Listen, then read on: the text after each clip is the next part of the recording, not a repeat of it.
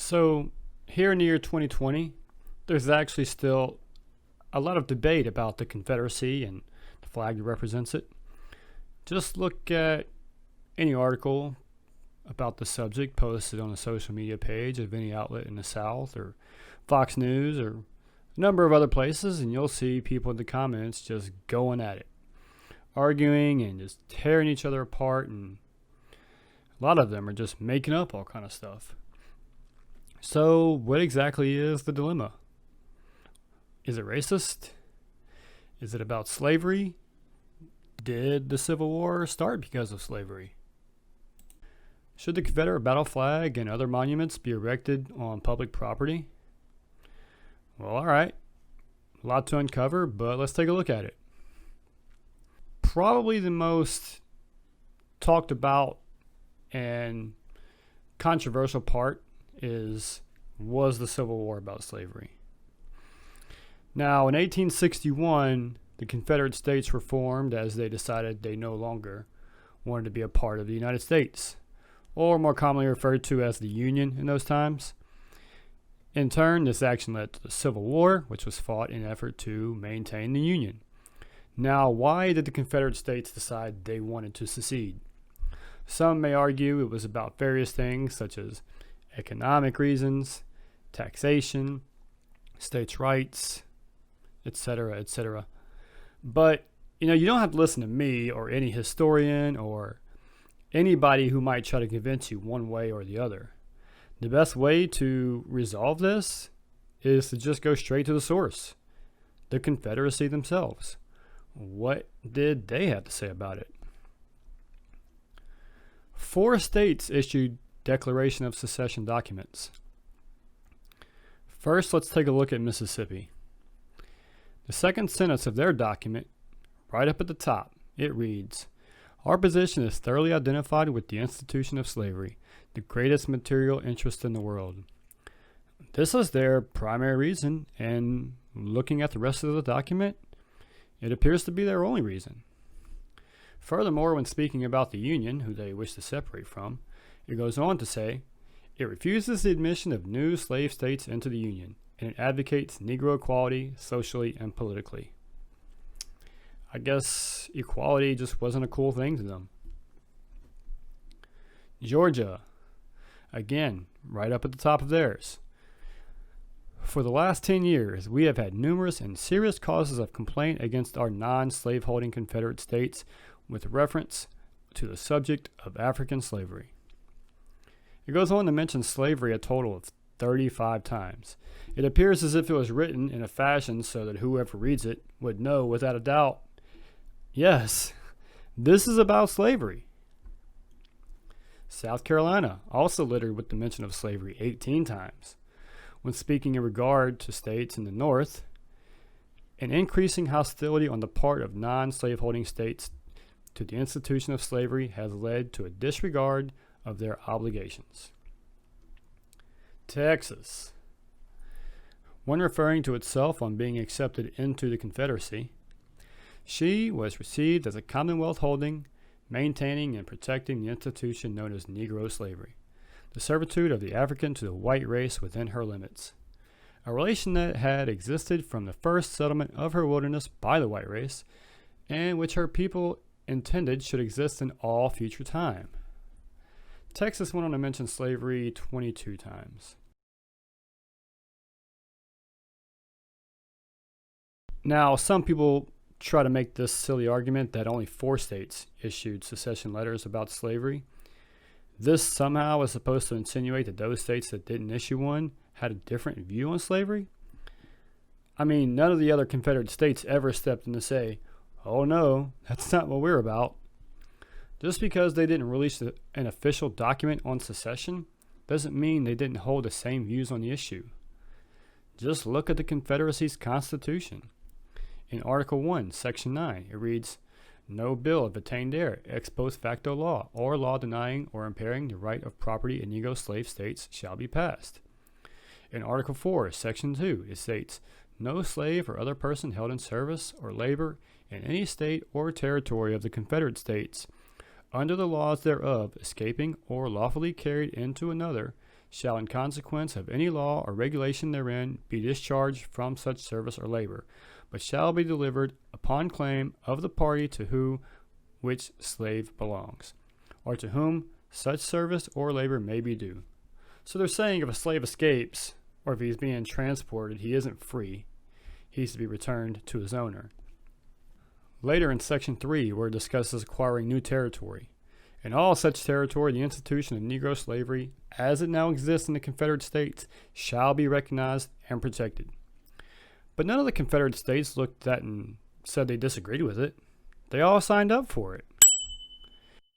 Again, you don't have to listen to anyone in the world who wants to convince you that the secession of the Confederate States was about slavery. Just look at what they themselves said about it. How many times they try to make it painfully obvious to everyone, this is about slavery. They were very clear and left no doubts.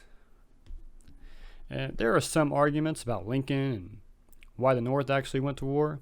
Yes, the primary reasoning for them was to preserve the Union. And yes, Lincoln has been quoted as saying some things that weren't exactly on the side of freedom and equality.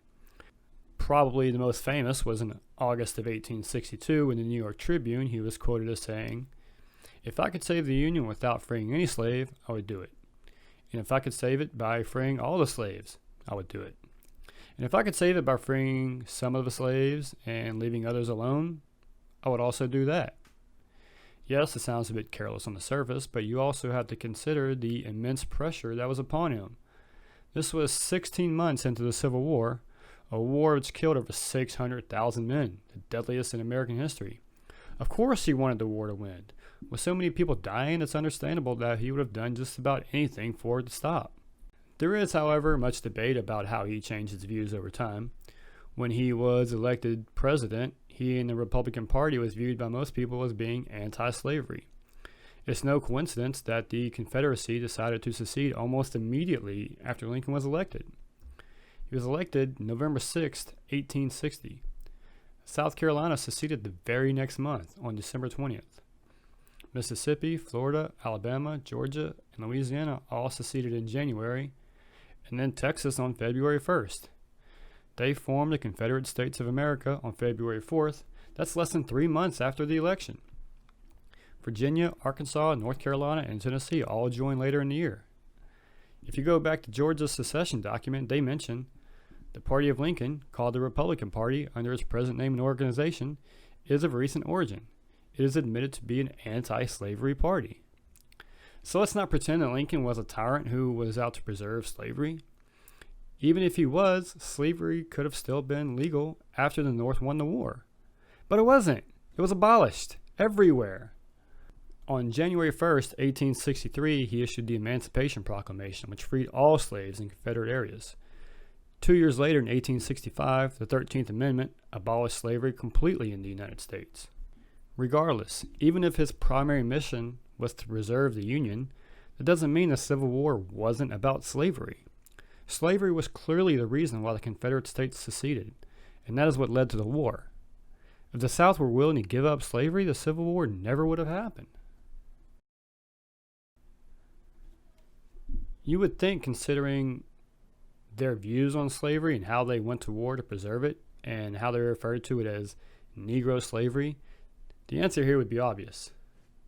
But you would be surprised how many people argue that there were slaves in the North, there were white slaves, there were black slave owners, and very few people in the South actually owned slaves.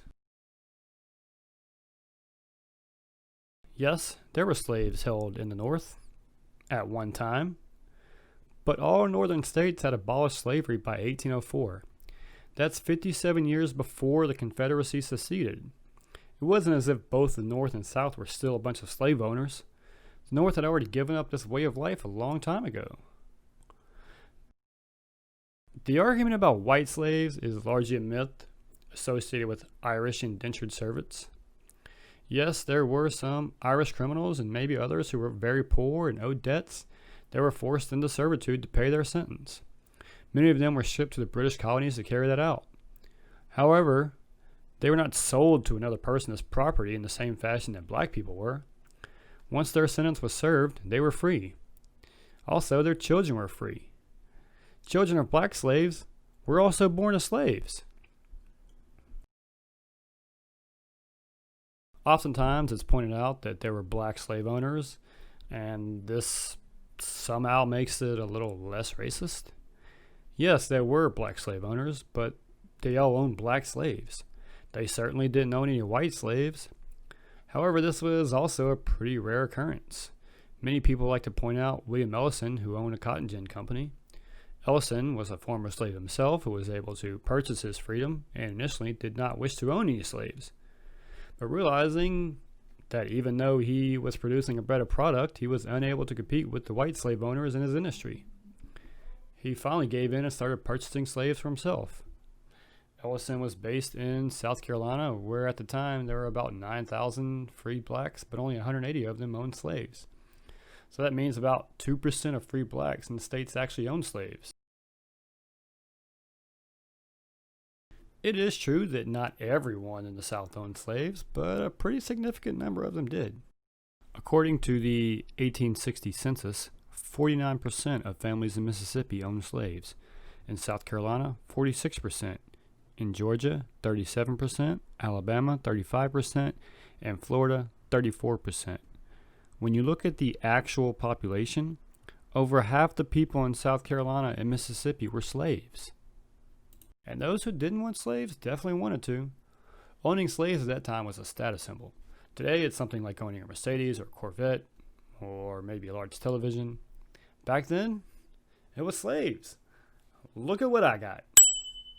But we can also go back to the secession documents and the Confederate Constitution to again see how the Confederates themselves felt about it. Texas referred to it as Negro slavery, the servitude of the African to the white race. When Texas was referring to the northern states, it said, based upon an unnatural feeling of hostility to these southern states and their beneficent and patriarchal system of African slavery, proclaiming the debasing document of equality of all men irrespective of race or color, a doctrine at war with nature, in opposition to the experience of mankind and a violation of the plainest revelations of divine law. Wow. So this is basically saying racial equality is at war with nature and a violation of divine law. I don't know if there's a more racist thing that can be said than that. This is as racist as it gets. And Texas didn't stop there. Later in the same document, it states that in this free government, all white men are and of right ought to be entitled to equal civil and political rights, that the servitude of the African race as existing in these states is mutually beneficial to both bond and free, and is abundantly authorized and justified by the experience of mankind and the revealed will of the Almighty Creator as recognized by all Christian nations.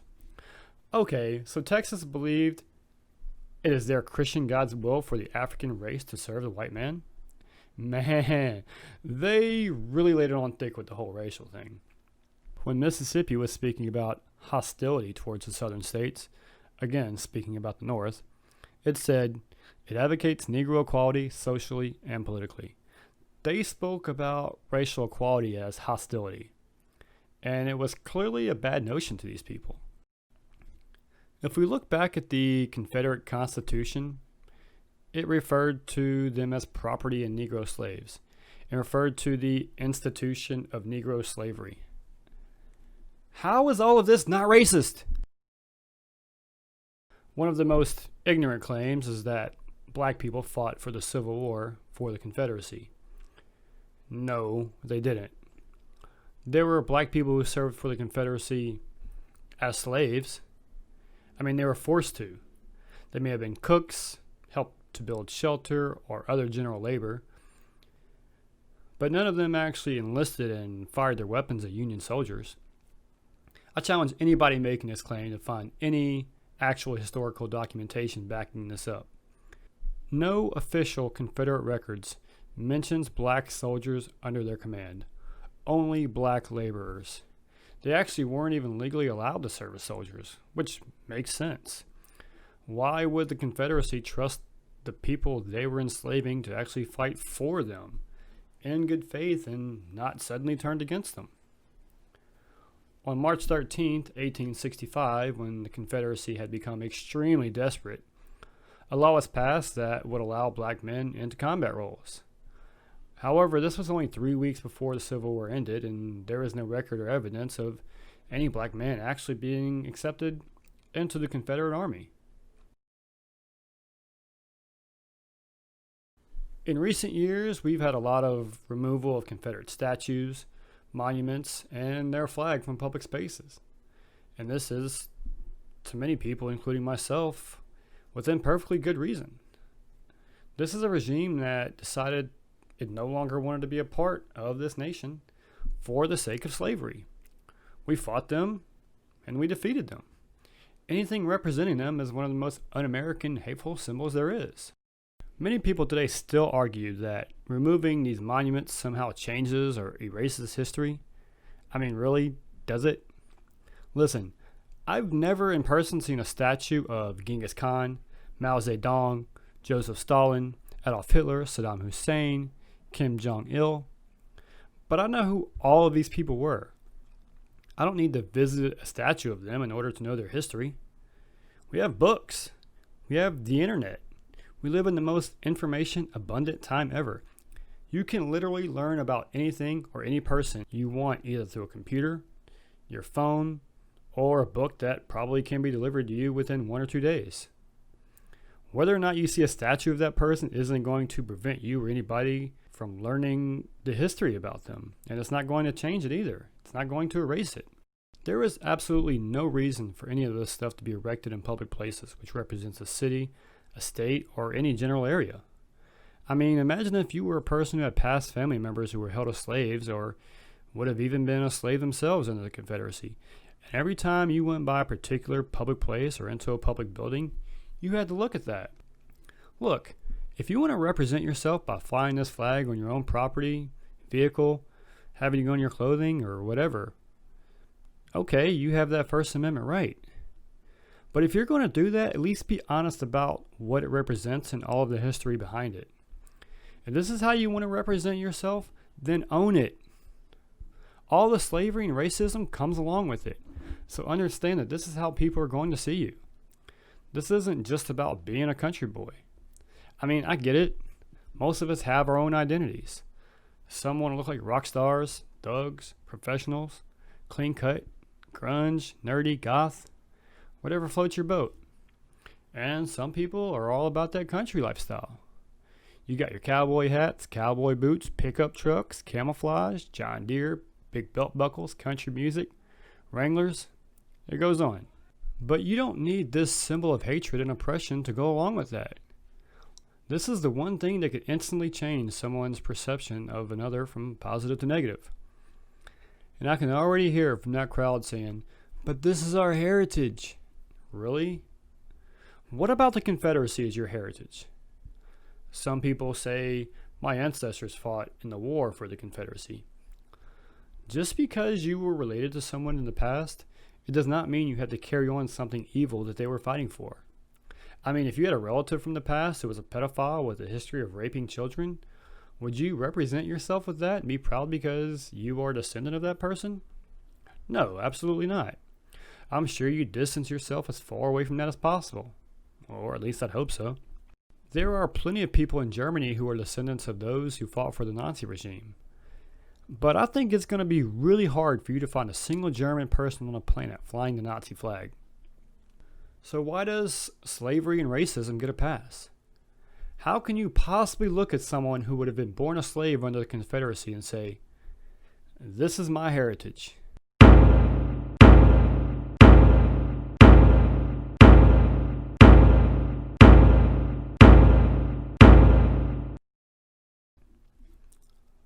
A lot of people will point out that this was actually not the flag of the Confederacy.